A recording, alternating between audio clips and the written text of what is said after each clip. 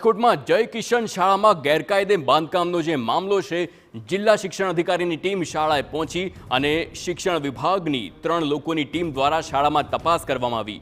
મવડી વિસ્તારમાં ગેરકાયદે બાંધકામ પર સ્કૂલ ખડકી દેવામાં આવી છે। 3 માળનું બાંધકામ ખડકી દેવાયું છતાં આરએમસી તંત્ર અજાણ છે। સ્કૂલ બિલ્ડિંગનું નથી બીયુ પરમિશન કે નથી ફાયર એનઓસી। આરએમસી અધિકારીઓએ 2023માં નોટિસ આપી અને પછી પણ કોઈ કાર્યવાહી કરવામાં નથી આવી। તો 2023માં નોટિસ આપવામાં આવી હતી, તેમ છતાં આરએમસી તરફથી કોઈ કાર્યવાહી કરવામાં નથી આવી।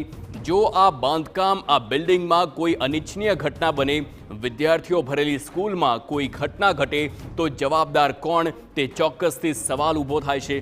એક તરફ જ્યાં ગેમ ઝોનમાં અગ્નિકાંડ થયો છે અને બીજી બાજુ આ ઘટના પછી પણ તંત્ર ઘોર નિંદ્રામાં હોય તેમ લાગી રહ્યું છે।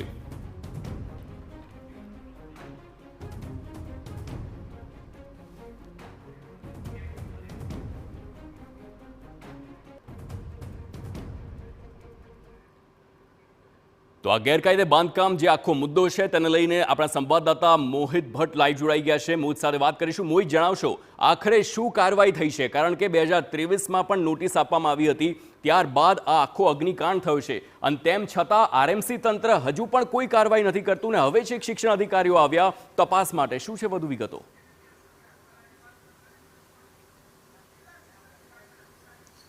સ્પષ્ટપણે TV9 માં અહેવાલ પ્રકાશિત થયા બાદ હવે તંત્ર છે તે સફાળું જાગ્યું છે અને તેમના દ્વારા તપાસ છે તેની શરૂઆત કરવામાં આવી છે।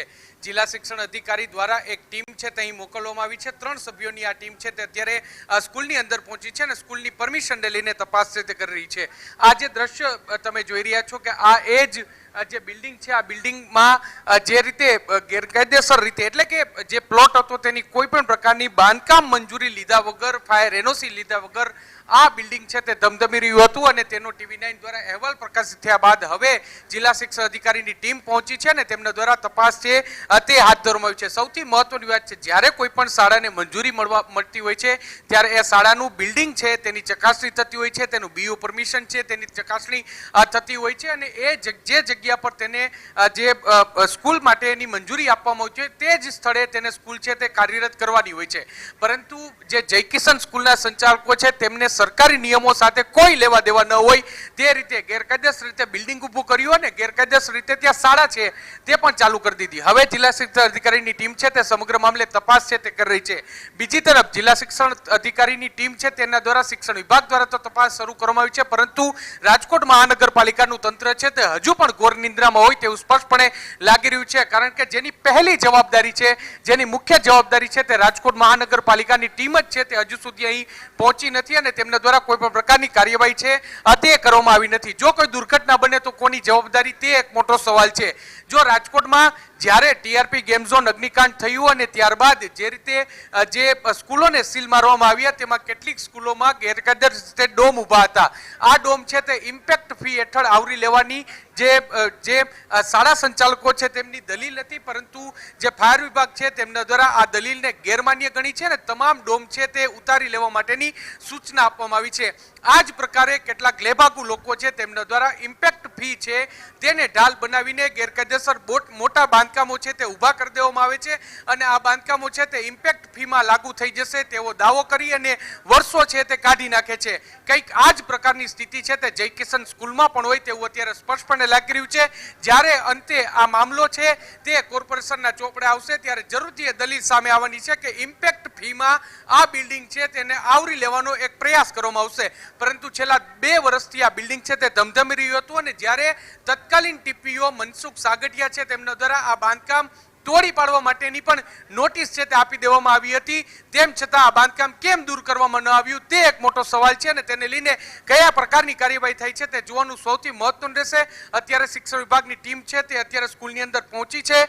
જે લાજવાને બદલે ગાજી રહેલો જે સંચાલક હતો તે પણ જે છેલ્લા ઘણા સમયથી રૂમની અંદર પુરાઈ રહ્યો હતો, મીડિયાને કોઈ પણ પ્રકારની માહિતી ન આપતી, જો તે સાચું હોય તો તેને મીડિયાની સામે આવવું જોઈએ અને પોતાની વાત રજૂ કરવી જોઈએ, પરંતુ તે બંધ રૂમમાં બેસી ગયો હતો અને હવે તે સંચાલકને પણ જિલ્લા શિક્ષણ અધિકારીની ટીમ છે તેમના દ્વારા બોલાવવામાં આવ્યો છે અને તેની તપાસ છે તે કરવામાં આવી રહી છે। જોવાનું રહેશે કે જિલ્લા શિક્ષણ અધિકારીની ટીમ છે તેમાં શિક્ષણ વિભાગની આ ટીમમાં કયા પ્રકારની કાર્યવાહી થઈ છે, ટીમમાં શું સામે આવે છે।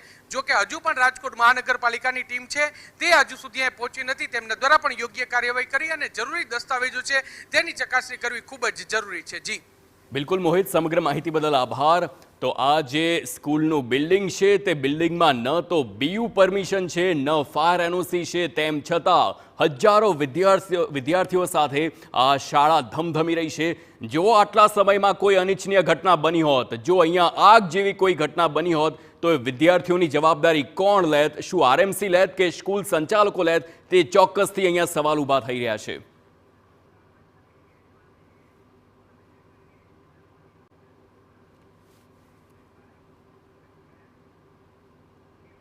તો હવે નજર કરીશું ગરબાની રમઝટ ઉપર.